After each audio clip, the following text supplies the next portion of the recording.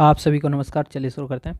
आज से प्रीलिम्स के लिए क्लास स्टार्ट हो रही है और ये पॉलिटी का पहला चैप्टर है प्रियम्बल। सबसे पहले हम पूरे चैप्टर को पढ़ेंगे, उसके बाद यूपीएससी में जो भी क्वेश्चंस पूछे गए हैं 2011 से लेके 2024 तक, उनको एक एक करके हम डिटेल सोल्यूशन के साथ डिस्कस कर लेंगे।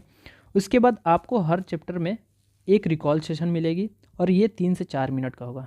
ये क्या करेंगे, हम जो भी हम लोगों ने पढ़ा उसको समराइज कर लेंगे और ये सिर्फ टॉपिक के थ्रू हम रिकॉल करने की कोशिश करेंगे। इससे होगा क्या, काफ़ी दिनों तक उस चैप्टर को हमें याद रखने में हेल्प करेगा और हमें भूलने नहीं देगा। और इसका मैं बोलूँगा आप स्क्रीनशॉट लेके रख लें, जब भी आप प्रियम्बल पढ़ें या जो भी चैप्टर पढ़ें उसको ना सिर्फ और सिर्फ मैं भी जो भी क्वेश्चन फॉर्मेट या जो भी टॉपिक वहाँ लिखूँगा उससे आप रिकॉल करने की कोशिश करें। एक तो आपको याद करने में हेल्प करेगा, उसके बाद ये लॉन्ग टर्म याद रहने में आपको हेल्प करेगा। ठीक है, चलिए शुरू करते हैं।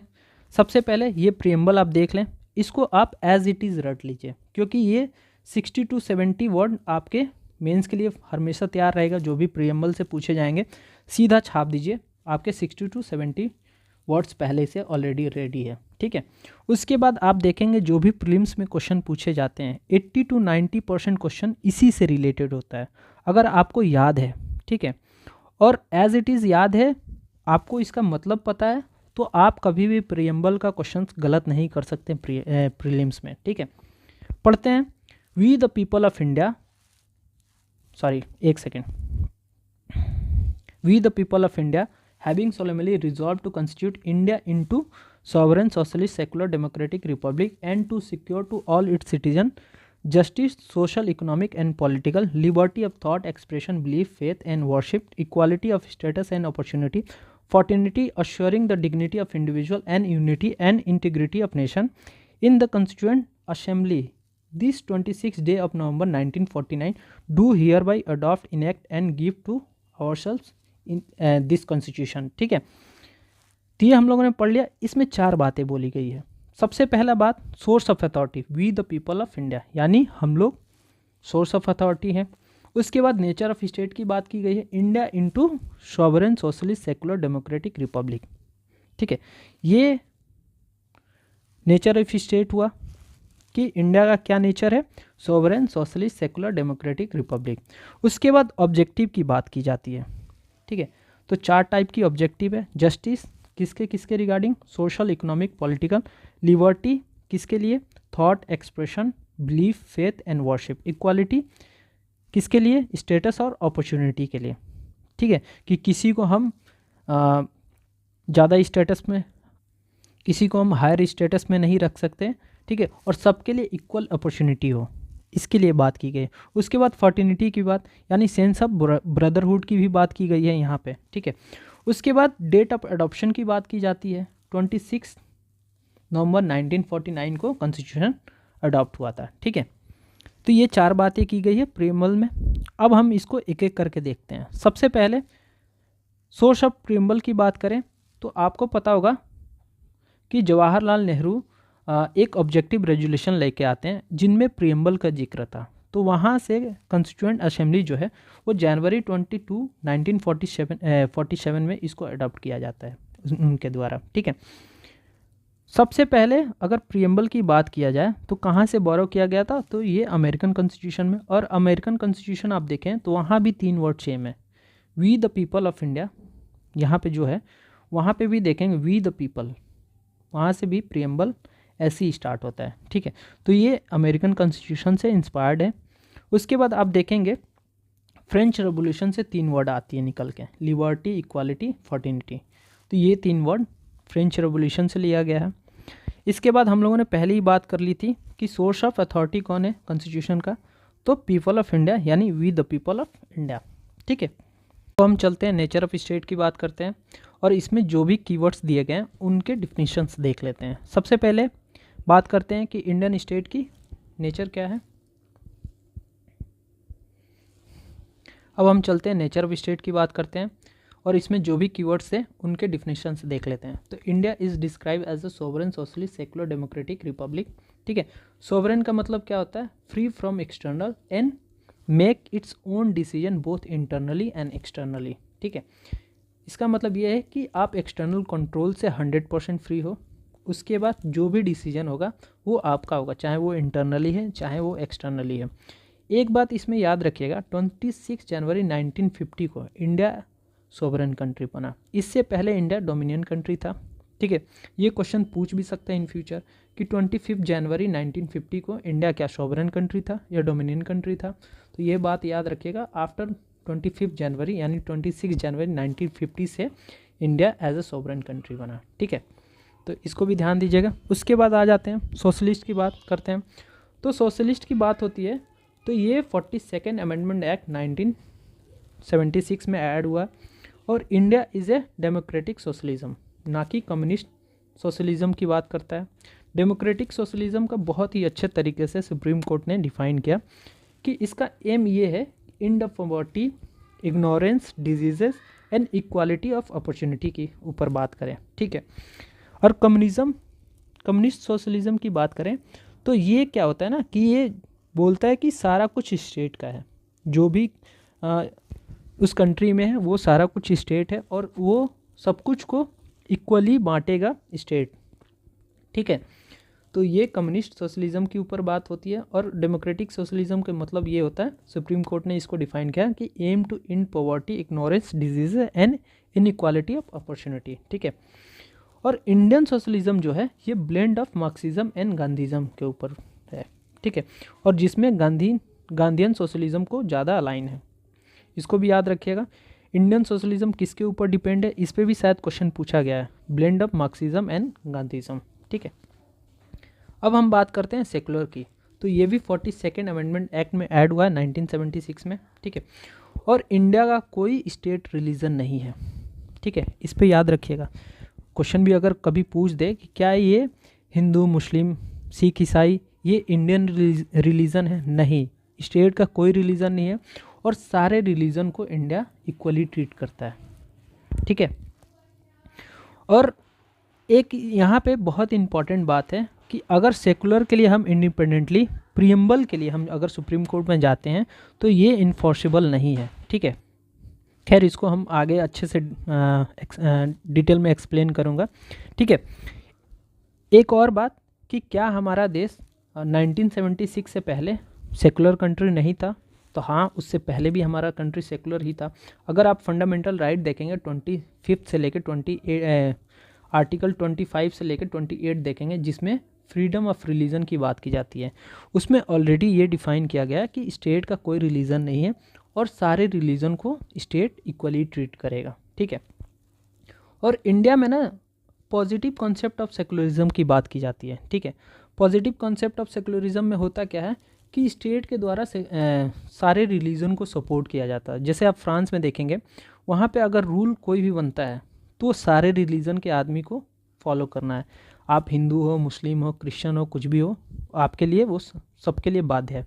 लेकिन इंडिया में देखेंगे अगर कोई एक रूल बनता है तो उसमें रिलीजन के स्पेसिफिक बनता है। ठीक है, कि अगर आप इस रिलीजन को हो तो आपके लिए ये यहाँ पे थोड़ा सा छूट मिलता है, ये यहाँ पे आपको छूट मिलता है। जैसे आपने देखा होगा हमारे जो सरदार होते हैं उन्होंने पग पहन के बाइक चलाते हैं। ठीक है, लेकिन सबके लिए हेलमेट मान्य है।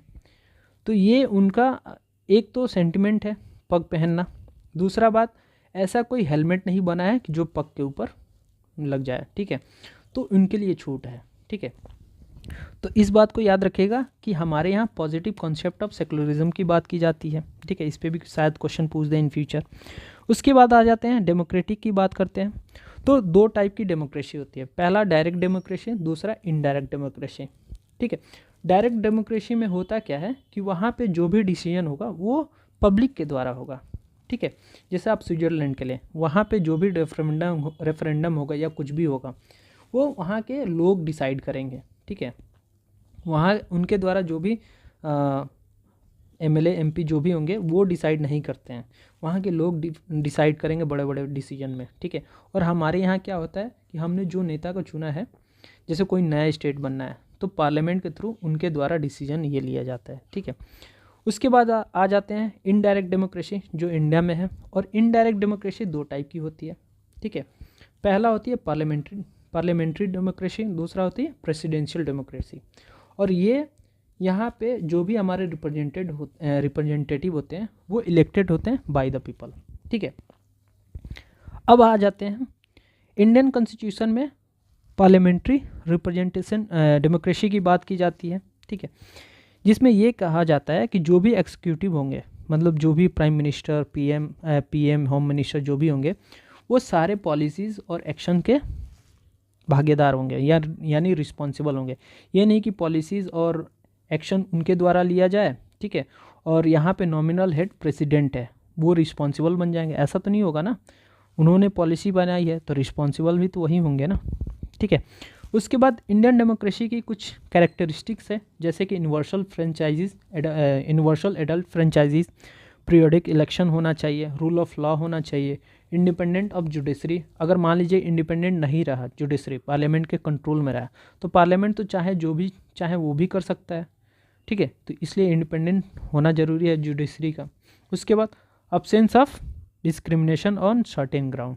ठीक है, जैसे डिस्क्रिमिनेशन नहीं होना चाहिए, चाहे आप रेस पे बात करें, कास्ट पे बात करें, रिलीजन पे बात करें, किसी भी पैमाने पे डिस्क्रिमिनेशन नहीं होना चाहिए। ये इंडियन डेमोक्रेसी में बात की जाती है। ठीक है, उसके बाद we have not political democracy but also social and economic democracy. ठीक है, ये भी बात याद रखिएगा कि इंडिया जो है वो सिर्फ और सिर्फ पॉलिटिकल डेमोक्रेसी के ऊपर बात नहीं करता है, यहाँ पे सोशल और इकोनॉमिक डेमोक्रेसी की भी बात की जाती है। ठीक है, उसके बाद आ जाते हैं रिपब्लिक की मतलब समझते हैं। तो रिपब्लिक का मतलब वो होता है कि इलेक्टेड हेड, हमारे यहाँ जो प्रेसिडेंट है वो इनडायरेक्टली हमारे द्वारा इलेक्ट होते हैं, जो हमने रिप्रेजेंटेटिव अपने चुने हैं उनके द्वारा वो इलेक्ट होते हैं। ठीक है, जैसे मोनार्की सिस्टम में क्या होता है, राजा का बेटा ही राजा बनता है, जैसे आपने यूके में देखा होगा।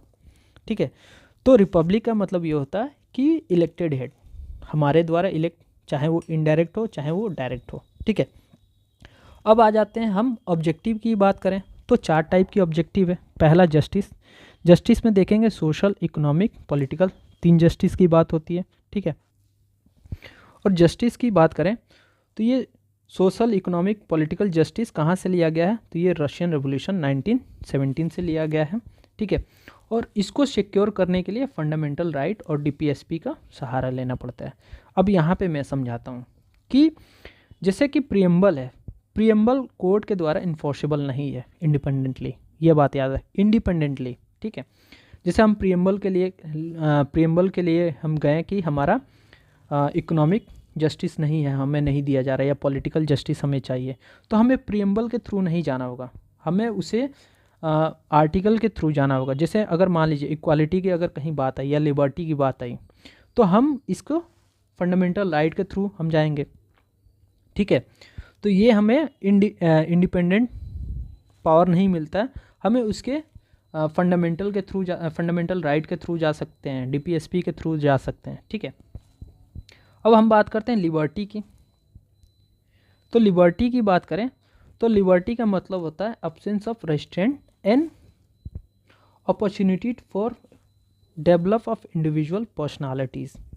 ये बात याद रखिएगा, कहीं भी लिबर्टी की बात हो तो वहाँ पे 2 चीज़ें याद रखिएगा। पहला अब्सेंस ऑफ रेस्ट्रेंट, जिससे क्या होगा कि किसी को एक ऐसा अपॉर्चुनिटी मिले वो अपने आप को फुल्ली डेवलप कर पाए, अपने पर्सनालिटी को फुल्ली डेवलप कर पाए। ठीक है, ये होता है असली पॉलिटिकल मीनिंग ऑफ लिबर्टी।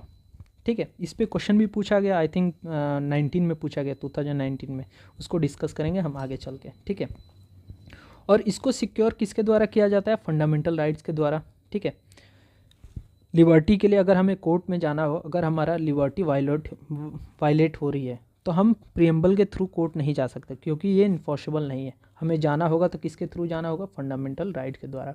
और वहाँ पे हम ये भी दिखा सकते हैं कि हमारा प्रियम्बल में भी ये चीज़ें लिखा गया है। ठीक है, अब हम बात करते हैं इक्वालिटी की।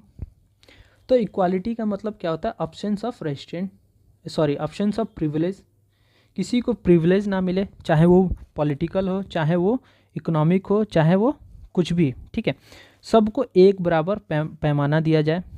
ठीक है, और किसी को भी रेस, कास्ट, रिलीजन पे डिस्क्रिमिनेट ना किया जाए। ठीक है, ये होता है इक्वालिटी का मतलब। और 3 तरह की इक्वालिटी होती है। पहला सिविक होती है, दूसरा पॉलिटिकल होती है, तीसरा इकोनॉमिक होती है।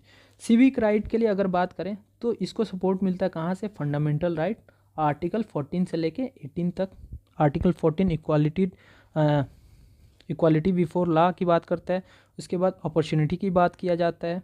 आर्टिकल 17 अनटचेबिलिटी की बात करता है। आर्टिकल 18 ये हमारा एबोलिशन ऑफ टाइटल की बात करता है, ठीक है। तो ये सिविक राइट के लिए हमें फंडामेंटल राइट के थ्रू हमें जाना है कोर्ट, ठीक है। उसके बाद पॉलिटिकल इक्वालिटी की बात करें तो इसको सपोर्ट कहाँ से मिलता है, आर्टिकल 25 से लेके 26 से।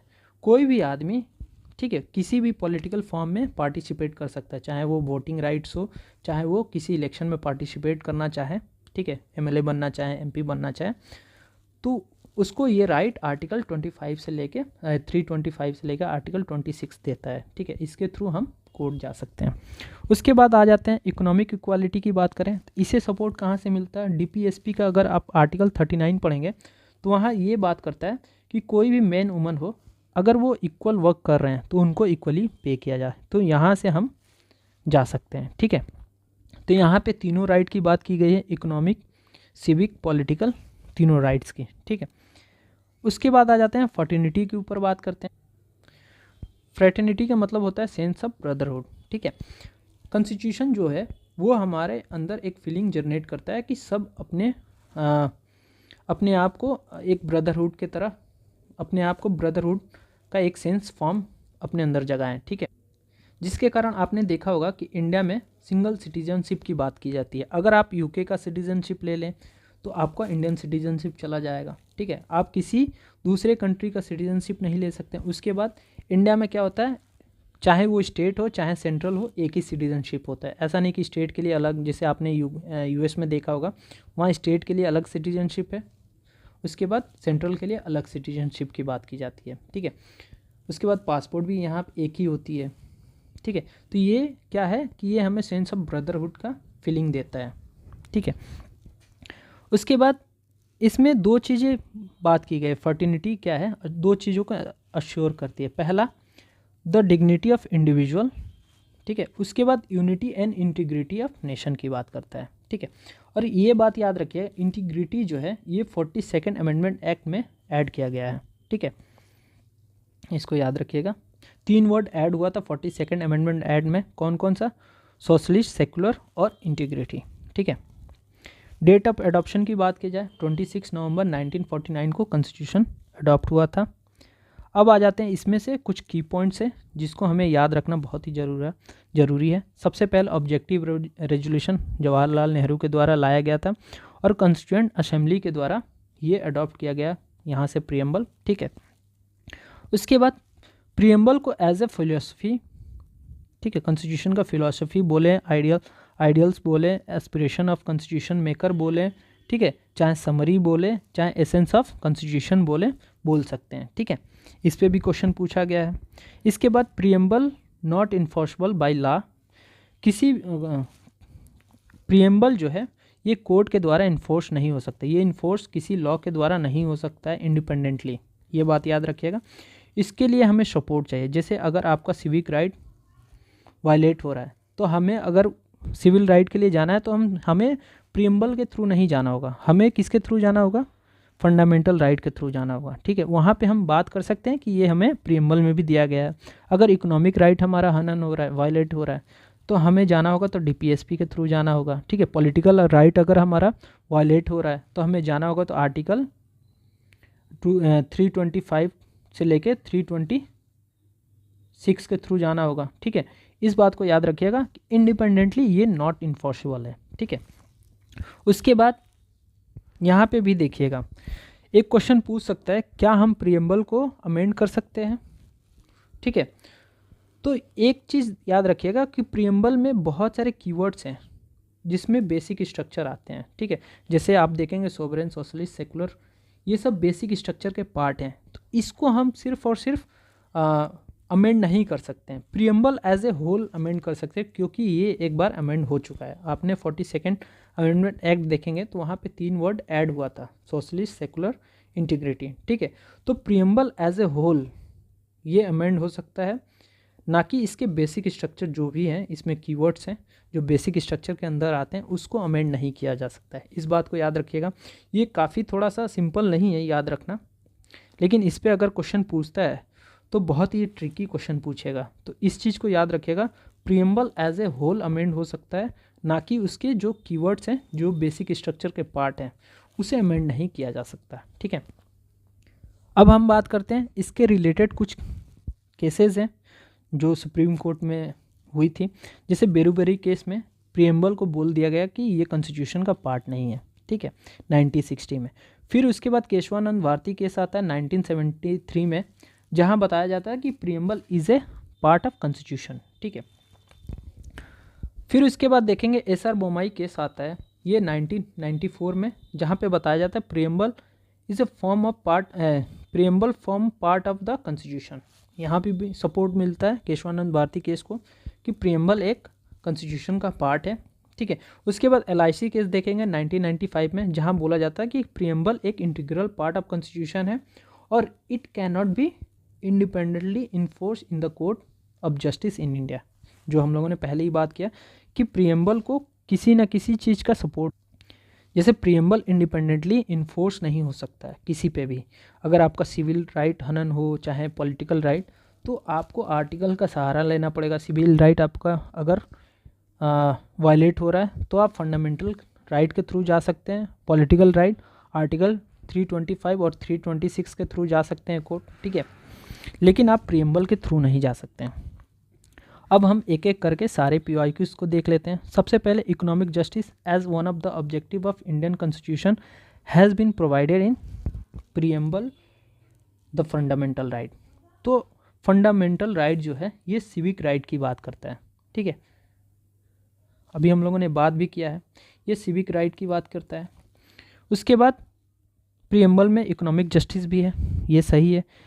उसके बाद हमने पढ़ा कि इकोनॉमी की बात कहाँ की गई है, तो DPSP आर्टिकल 39 हमने देखा भी है कि वहाँ पे भी इकोनॉमिक राइट्स की जस्टिस की बात की गई है। तो हमारा आंसर यहाँ से निकल के आता है B। ठीक है, नेक्स्ट आ जाते हैं, which of the following objective is not embodied in preamble of the constitution of India. पहला, लिबर्टी ऑफ थॉट। दूसरा, economic liberty, liberty of expression, liberty of belief.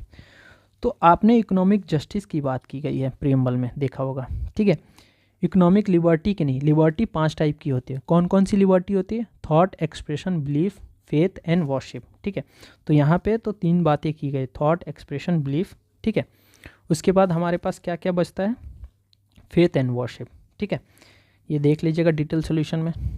फिर आ जाते हैं, one of the implication of equality in society in the options of, पहले हम लोगों ने बात किया कि प्रिविलेज नहीं मिलना चाहिए। मान लीजिए कोई आदमी है, ठीक है, पॉलिटिकल उसको प्रिविलेज मिल गया या इकोनॉमिक प्रिविलेज मिल गया कि चलिए आपके कोई चीज़ है 50,000 की मिल रही है, आपको हम 20,000 में दे रहे हैं, किसी इंसान को हम 70,000 में दे रहे हैं, तो ये प्रिविलेज नहीं होनी चाहिए। ठीक है, ऑप्शंस होना ही चाहिए, सबको बराबर 50,000 कीमत है तो सबको ही 50,000 में मिलना चाहिए।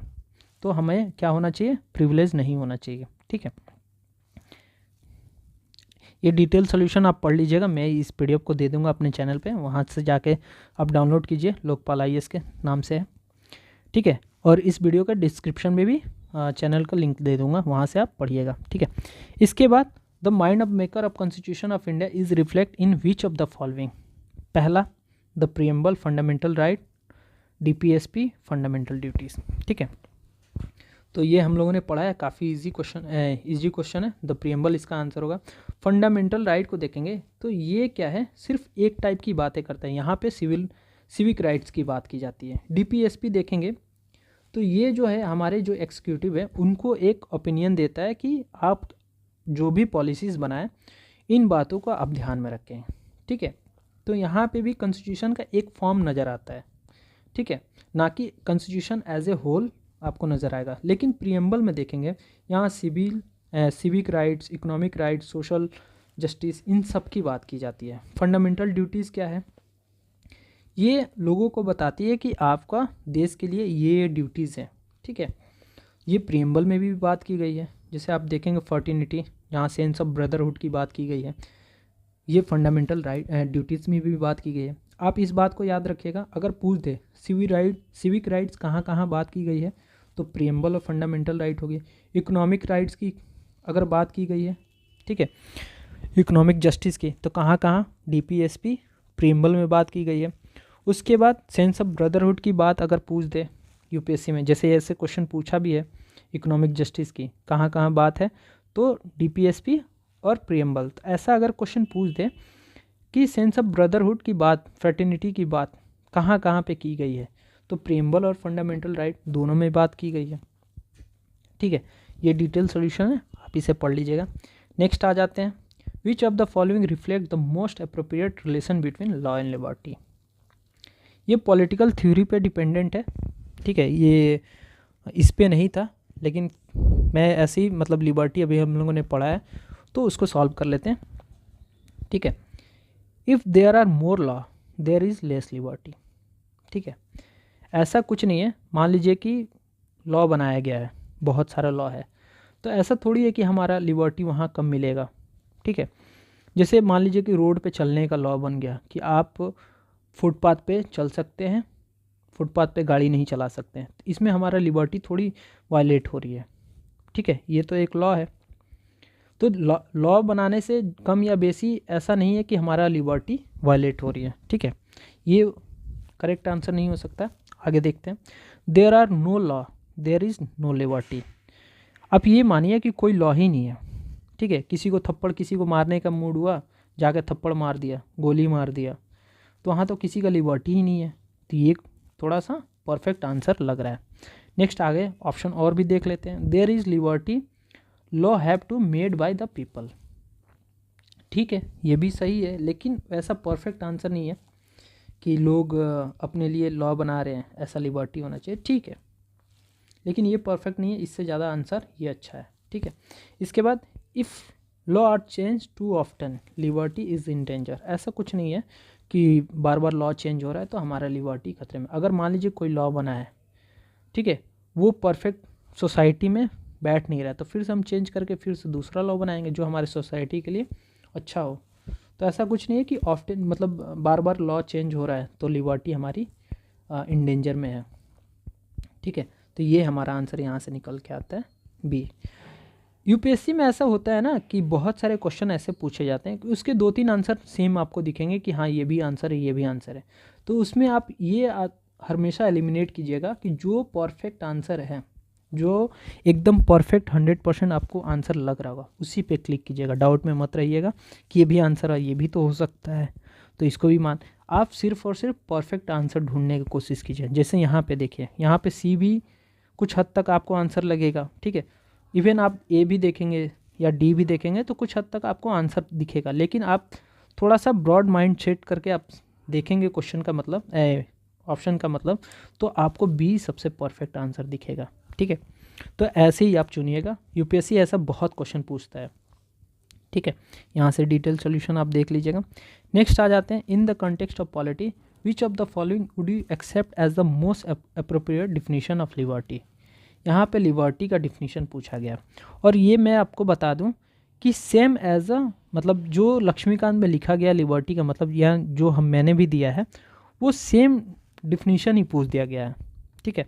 अब यहाँ बात करते हैं, पहला ऑप्शन है protection against the टायरेनी of political ruler, ठीक है, ये हो सकता है कुछ हद तक, ठीक है। उसके बाद ऑप्शंस ऑफ रेस्ट्रेंट, ये हम लोगों ने बात किया कि हाँ लिबर्टी के लिए ऑप्शंस ऑफ रेस्ट्रेंट होना चाहिए, तो ये भी आंसर लग रहा है। Opportunity to do whatever one likes, ये तो कतई नहीं होगा। मान लीजिए आपको थप्पड़ मारने का किसी का मन किया तो उसका लिबर्टी कहाँ गया, ये तो आपका लिबर्टी हुआ लेकिन उसका लिबर्टी कहाँ गया, तो ये ऑप्शन तो पहले एलिमिनेट हो गया। फिर यहाँ पे देखेंगे opportunity to develop oneself fully, तो ये आंसर परफेक्ट है, ठीक है, कि लिबर्टी इतनी होनी चाहिए कि एक इंसान अपनी पर्सनालिटी को फुल्ली डेवलप कर पाए, तो हमारा आंसर यहाँ से डी निकल के आता है, ठीक है। वैसे बी भी था लेकिन बी से ज़्यादा परफेक्ट हमारा डी है, तो हमारा डी आंसर हुआ। नेक्स्ट आ जाते हैं, इसका डिटेल सॉल्यूशन यहाँ से पढ़ लीजिएगा। फिर यहाँ आते हैं, the preamble to the constitution of India is part of constitution have no legal effect. हाँ ये है कि कॉन्स्टिट्यूशन का पार्ट है लेकिन नो लीगल इफेक्ट। कॉन्स्टिट्यूशन का पार्ट कब से है, तो केशवानंद भारती 1973 के बाद से, ठीक है। Not a part of constitution, ये तो पहले ही गलत हो गया। उसके बाद a part of constitution and has the same legal effect as any other part, तो ये भी नहीं है, ये यहाँ पे रॉन्ग हो गया, ठीक है। उसके बाद a part of constitution but has no legal effect independently of the other part, यहाँ पे देखिए ये जोड़ दिया, effect independently of other part, ठीक है। तो ये सबसे ज़्यादा परफेक्ट आंसर हमारा निकल के आया, तो हमारा यहाँ से ए आंसर नहीं होगा। बहुत सारे बच्चे क्या करेंगे, पहला ही ऑप्शन पढ़ा, हाँ ये तो लग रहा है ये तो है ही, तो पहला ऑप्शन मार के चले गए, लेकिन डी ऑप्शन देखें, यहाँ से सबसे ज़्यादा परफेक्ट आंसर हमें मिल रहा, ठीक है। इसीलिए मैं बोलूँगा पहले बहुत ही अच्छे से आप ऑप्शन पढ़िएगा ज़रूर, कोई भी क्वेश्चन पढ़े ना तो क्वेश्चन बहुत अच्छे से पढ़ें और पूरे डिटेल में जाकर देखें, ठीक है। यहाँ पे देखिए ये अगर वर्ड नहीं जोड़ता तो ऑप्शन ए और डी दोनों सेम था, ठीक है, तो दोनों में से कोई भी एक ऑप्शन मार सकते थे, लेकिन यहाँ पे ये जोड़ दिया कि इंडिपेंडेंटली ये इसका कोई लीगल इफेक्ट नहीं है, ठीक है।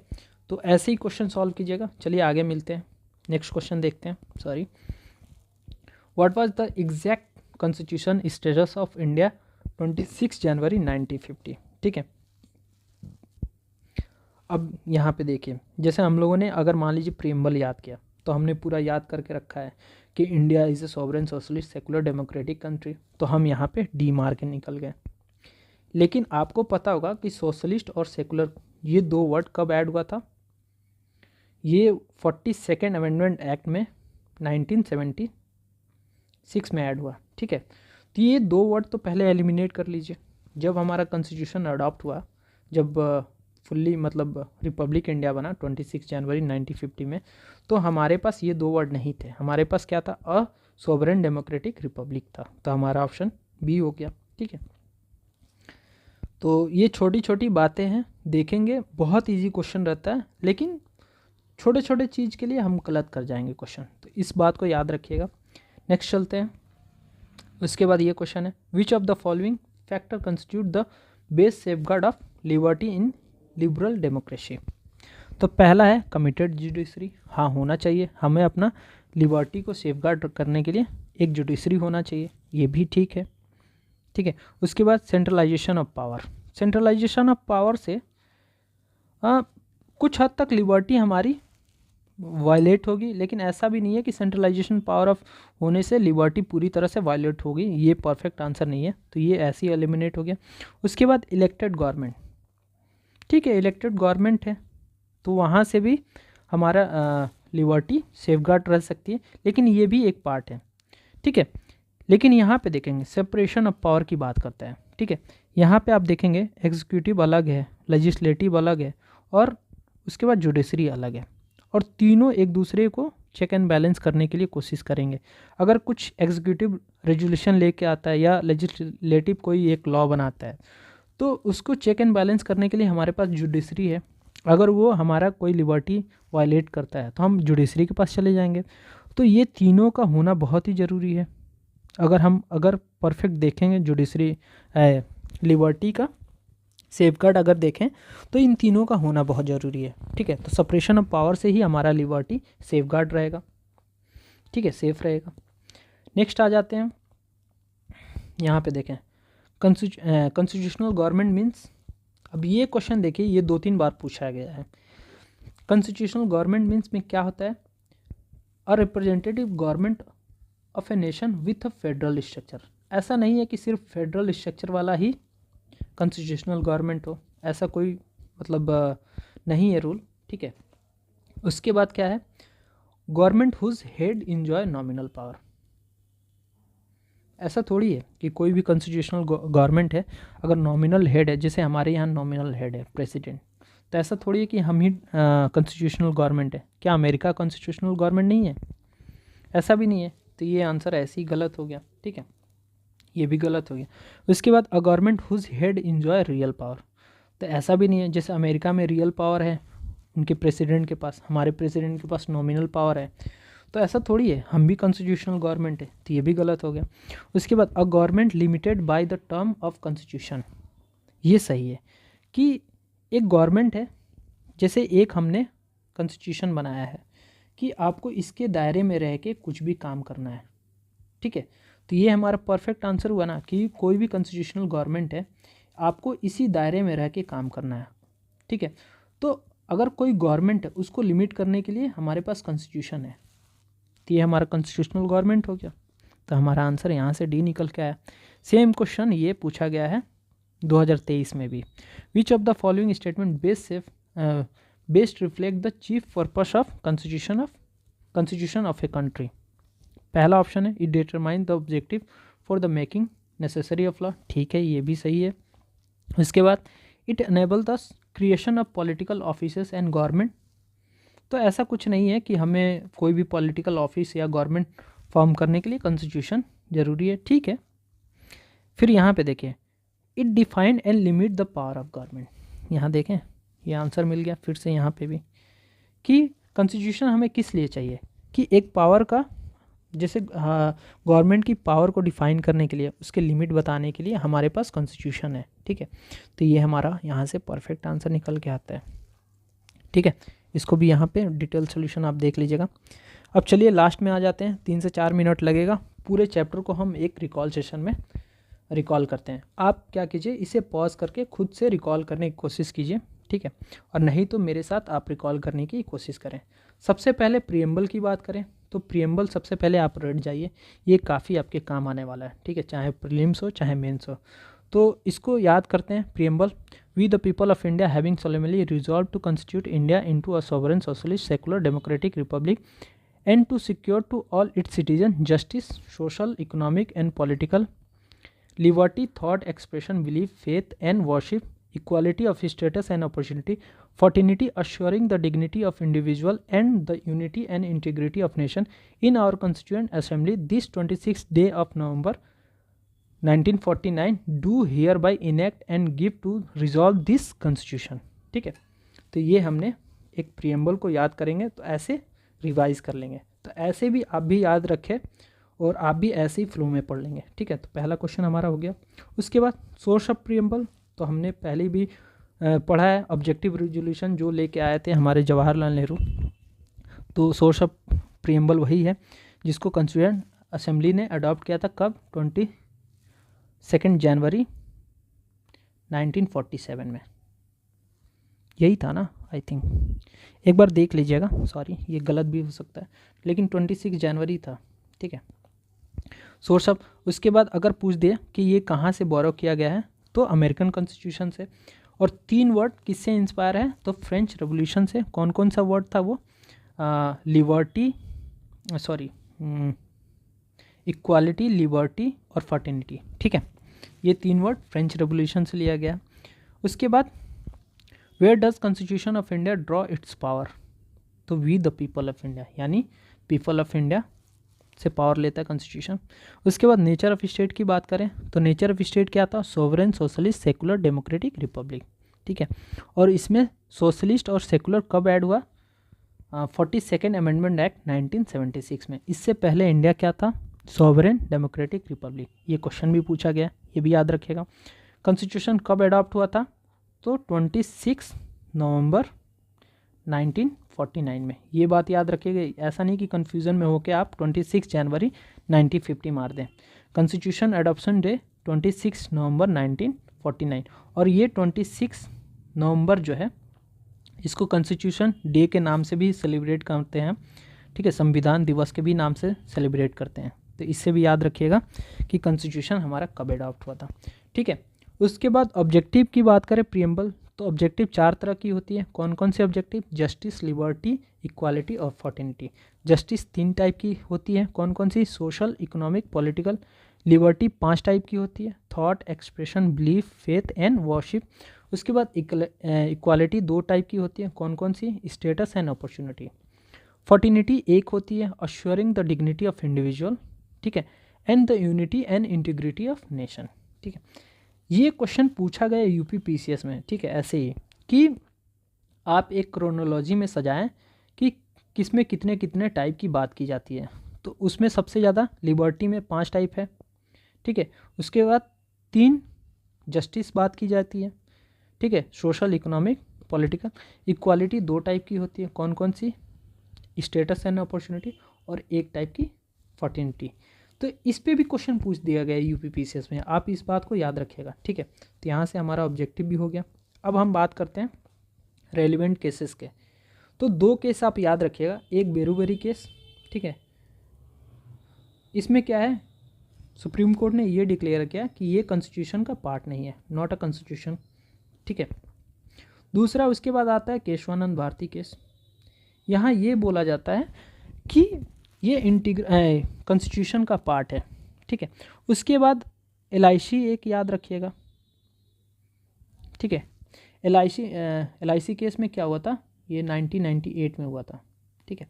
इसमें बोला गया कि ये कॉन्स्टिट्यूशन का इंटीग्रल पार्ट है और ये इसका कोई लीगल इफेक्ट नहीं है, लेकिन इंडिपेंडेंटली, ठीक है, कि इंडिपेंडेंटली अगर आप किसी के लिए जा रहे हैं सुप्रीम कोर्ट में तो इसका कोई लीगल इफेक्ट नहीं है, ये LIC में बोला गया, ठीक है। ये सारे केसेस हो गए। उसके बाद क्या प्रीएम्बल अमेंडेबल है? हाँ, preamble as a whole amend कर सकते हैं, ठीक है। प्रीएम्बल के कीवर्ड्स जो है, जो बेसिक स्ट्रक्चर में आते हैं, उसको अमेंड नहीं कर सकते हैं। ये ऐसा हुआ भी है 42nd अमेंडमेंट एक्ट में, जिसमें 3 वर्ड ऐड किया गया है। कौन कौन सा? सोशलिस्ट, सेकुलर और इंटीग्रिटी, ठीक है। तो preamble as a whole amend कर सकते हैं, ना कि उसके कीवर्ड्स जो कि बेसिक स्ट्रक्चर के पार्ट हैं, ठीक है। उसके बाद हम डिफिनीशन देख लेते हैं। सॉवरेन, सोशलिस्ट, सेकुलर, डेमोक्रेटिक और रिपब्लिक की बात करते हैं। सॉवरेन का मतलब ये होता है कि free from external and make your own decision, चाहे वो इंटरनली हो चाहे वो एक्सटर्नली हो। उसके बाद सोशलिस्ट की बात करते हैं, तो इंडिया जो है डेमोक्रेटिक सोशलिस्ट है, ठीक है, ना कि कम्युनिस्ट सोशलिस्ट है। और डेमोक्रेटिक सोशलिस्ट का मतलब ये एम ये होता है कि end of poverty, end of diseases, end of inequality, ठीक है। तो ये होता है। और सोशलिस्ट में बात करें तो इंडिया जो है वो मिक्स गांधीज़म और मार्क्सिज्म के ऊपर बात करता है, ठीक है। फिर उसके बाद आ जाते हैं सेकुलर की बात करते हैं, तो इंडिया का कोई स्टेट रिलीजन नहीं है और सारे रिलीजन को इंडिया इक्वली ट्रीट करता है, ठीक है। फिर यहाँ पे आते हैं डेमोक्रेटिक की बात करते हैं, तो डेमोक्रेसी 2 टाइप की होती है, इंडिपेंडेंट डेमोक्रेसी और दूसरा है इनडायरेक्ट डेमोक्रेसी और डायरेक्ट डेमोक्रेसी। तो इंडिया जो है वो इनडायरेक्ट डेमोक्रेसी में आता है। और इनडायरेक्ट डेमोक्रेसी में 2 टाइप होती है, एक पार्लियामेंट्री डेमोक्रेसी होती है, दूसरा प्रेसिडेंशियल डेमोक्रेसी होती है। तो इंडिया जो है पार्लियामेंट्री डेमोक्रेसी में आती है। फिर उसके बाद आ जाते हैं रिपब्लिक का मतलब, तो रिपब्लिक में वो होता है कि जो भी हमारे हेड ऑफ स्टेट होंगे वो इलेक्टेड बाय द पीपल होंगे, ठीक है, ना कि राजा का बेटा राजा होगा। तो ये रिपब्लिक का मतलब हो गया। तो ये हमारा रिकॉल सेशन यहाँ पे फिनिश होता है। चलिए मिलते हैं नेक्स्ट क्लास में। बाय बाय, धन्यवाद।